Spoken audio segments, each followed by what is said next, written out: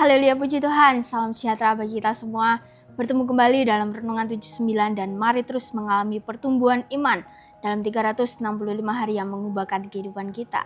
Resilient, tangguh dalam Tuhan. Puji Tuhan, untuk renungan pada hari ini saya beri judul adalah 3M, yaitu mendengar, mengerti, dan melakukan. Kita akan sama-sama belajar dari kebenaran firman Tuhan, yaitu dalam Markus 4 ayat yang ke-24 sampai ke-25. Saya akan bacakan dengan terjemahan yang lain, yaitu terjemahan sederhana Indonesia.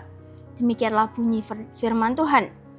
Kata Yesus lagi, renungkanlah agar kamu mengerti semua ajaranku. Karena sebagaimana kamu berusaha mengerti ajaranku, demikianlah Allah juga akan menambahkan kemampuan kepadamu untuk memahaminya. Bahkan Dia akan menambahkan lebih banyak lagi hikmat. Jadi bagi orang yang merenungkannya dan sudah memahami ajaranku, Allah akan menambahkan kepadanya kemampuan untuk mengerti banyak lagi. Tetapi bagi orang yang tidak berusaha mengingat dan mengerti ajaranku, Allah akan mengambil kemampuan untuk mengerti itu darinya. Kita akan belajar sama-sama menggunakan metode OIA. Yang pertama adalah observasi, yang menjadi latar belakangnya adalah Markus pasal 4 ini berisi tentang pengajaran Tuhan Yesus tentang firman Tuhan dan kerajaan Allah. Dan dikatakan di ayat yang pertama itu banyak orang itu berkumpul di tepi danau dan Tuhan Yesus sedang mengajar di tengah-tengah mereka dengan banyak perumpamaan. Dan di perikop yang pertama di situ Tuhan Yesus mengajar tentang seorang perumpamaan tentang seorang penabur. Dalam perumpamaan itu dikatakan benih itu adalah firman Tuhan atau kebenaran, dan tanah hati adalah hati manusia. Di sini Tuhan Yesus itu ingin menunjukkan bahwa firman Tuhan itu selalu benar dan selalu baik. Tetapi mengapa hasilnya itu berbeda-beda ketika diterima seseorang? Jawabannya adalah ada hati yang menerima itu berbeda. Ada yang hati yang keras sehingga firman Tuhan yang masuk itu tidak bisa diterima. Seperti dalam perumpamaan itu seperti tanah di pinggir jalan. Dan yang kedua adalah hati yang dangkal, yaitu sehingga firman Tuhan itu cepat hilang. Dalam perumpamaan itu diperumpamakan seperti tanah yang berbatu. Dan yang ketiga adalah hati yang penuh duri, sehingga firman Tuhan itu terhimpit. Kalau dalam perumpamaan itu seperti tanah yang banyak semak durinya. Dan yang keempat adalah tanah hati yang baik, dan ketika firman itu diterima bisa bertumbuh seperti dengan tanah yang baik. Artinya bahwa di sini Tuhan Yesus itu mau menjelaskan bahwa yang menentukan apakah kebenaran firman Tuhan itu bertumbuh adalah bukan karena benihnya, bukan karena firman Tuhannya, tetapi bagaimana tanah yang menerimanya, yaitu adalah hati kita yang menerimanya. Dan pada waktu itu, mengapa banyak orang itu memilih untuk mengikuti Tuhan Yesus? Karena mereka itu kagum terhadap mukjizat-mukjizat yang Tuhan Yesus itu lakukan. Dan karena mereka itu ingin melihat mukjizat itu lebih lagi. Karena mereka itu ingin disembuhkan. Dan mereka itu kagum akan pengajarannya. Tetapi tidak semua orang itu mau meresponi apa yang didengarnya. Mereka tidak mau bertobat, mereka tidak mau meninggalkan dosa, dan mereka tidak mau untuk mengikuti kebenaran dan hidup di dalam kebenaran itu sendiri. Maka dari itu dikatakan di ayat 24 dan 25 ini Tuhan Yesus berkata kepada murid-muridnya, yaitu adalah renungkanlah supaya kamu mengerti. Ini berarti mendengar saja itu tidak cukup. Tetapi firman Tuhan itu harus direnungkan, firman Tuhan itu harus dipahami, dan firman Tuhan itu harus dilakukan. Dan di sini juga Tuhan Yesus itu menjelaskan ketika orang itu mau mengerti firman Tuhan, maka akan ditambahkan pengertiannya lebih lagi. Dan ketika orang itu tidak mau mengerti firman Tuhan, pengertiannya itu akan diambil atau akan hilang. Dan interpretasi apa yang bisa kita pelajari dari kisah ini adalah yang pertama, kebenaran menuntut tanggung jawab.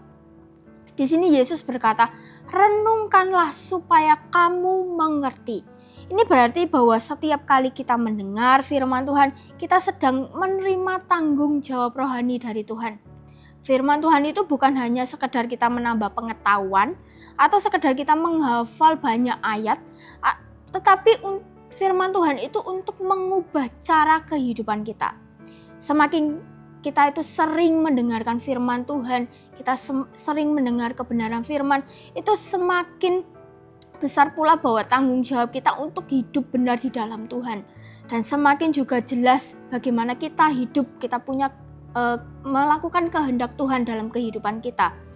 Firman Tuhan itu bukan hanya sekedar dijadikan sebagai bahan renungan atau bahan diskusi kita atau bahan pengetahuan, tetapi firman Tuhan di sini itu sebagai ukuran untuk menentukan benar dan salah, untuk menjadi penuntun dalam kehidupan kita dan suara Tuhan dalam kehidupan kita. Kalau kita tahu kebenaran, tetapi kita tidak memilih untuk melakukannya, hati kita itu bisa menjadi keras.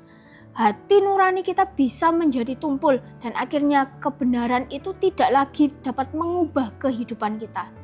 Dalam Yakobus 4 ayat 17 di situ dikatakan, jadi jika seseorang tahu bagaimana ia harus berbuat baik, tetapi ia tidak melakukannya, ia berdosa. Artinya ayat ini menegaskan bahwa Tuhan itu menuntut pertanggungjawaban atas kebenaran yang sudah kita ketahui.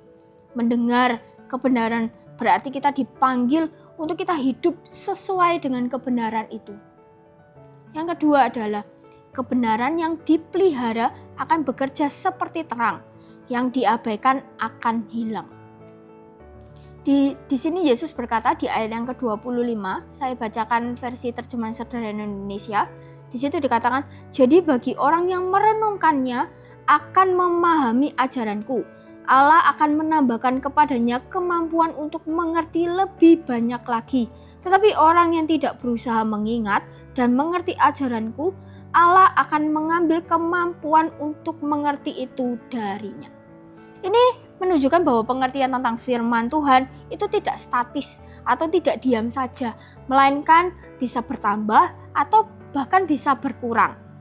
Dan kebenaran yang dipelihara itu akan bekerja itu seperti terang, yaitu fungsi dari terang itu adalah menunjukkan jalan, mengusir dari kegelapan, dan ketika kita itu membuka hati kita kepada kebenaran, maka cara berpikir kita itu akan diterangi, sikap hati kita itu akan dibentuk, dan keputusan kita itu akan diarahkan oleh Tuhan. Firman Tuhan itu menjadi pengingat waktu kita salah, penolong kita waktu kita merasa sedang tidak ada jalan, kita bingung. Dan firman Tuhan itu juga penuntut kita saat kita itu merasa ragu dalam kehidupan ini. Maka dari itu dalam Ibrani 2 ayat 1 terjemahan sederhana Indonesia dikatakan, oleh sebab itu marilah kita sungguh-sungguh lagi memperhatikan dan menaati ajaran yang sudah kita terima dari Yesus, anak Allah, supaya kita tidak ikut tersesat oleh arus yang jahat di dunia ini.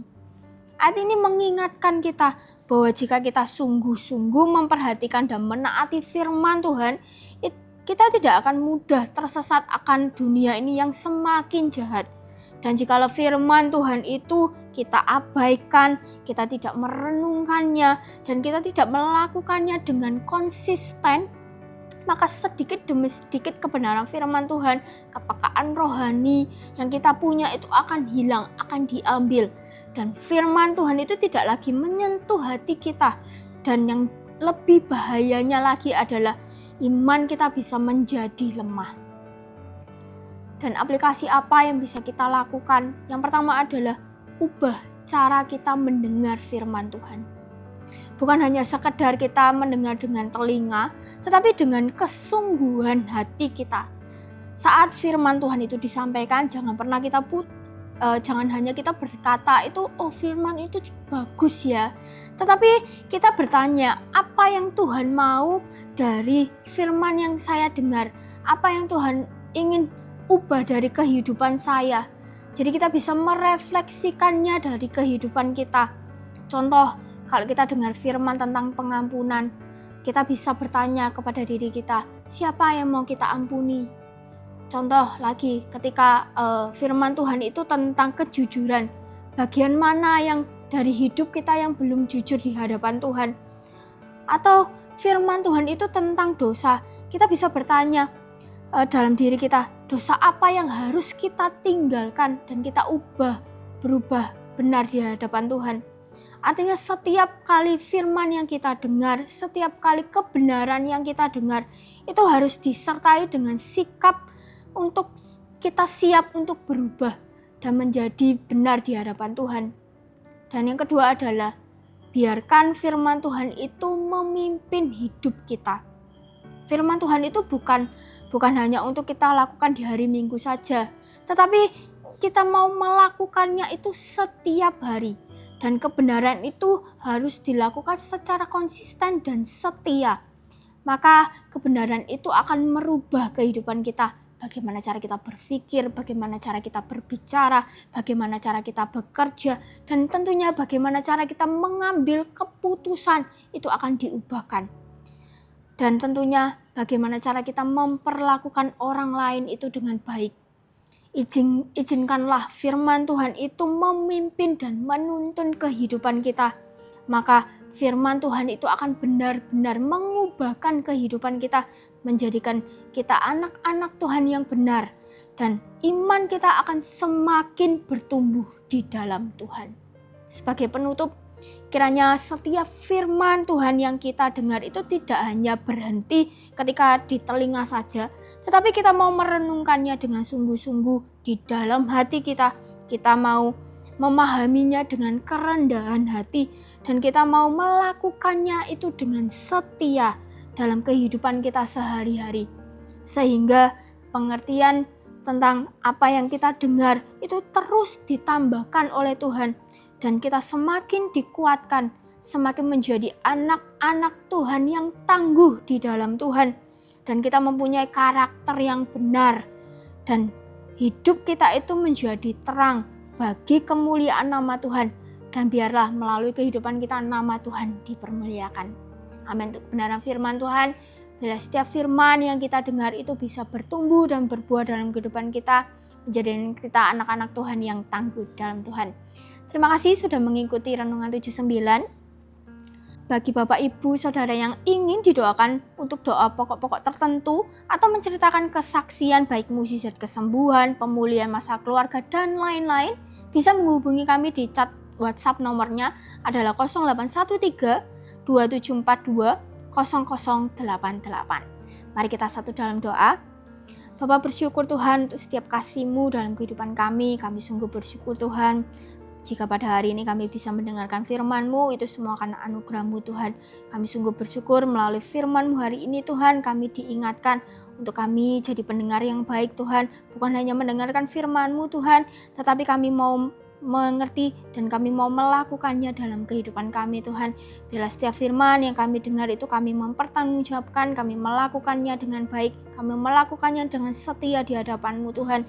Dan biarlah melalui kehidupan kami nama-Mu dipermuliakan Tuhan. Terima kasih Tuhan. Segala jalan-Mu ya Tuhan adalah kasih setia dan kebenaran.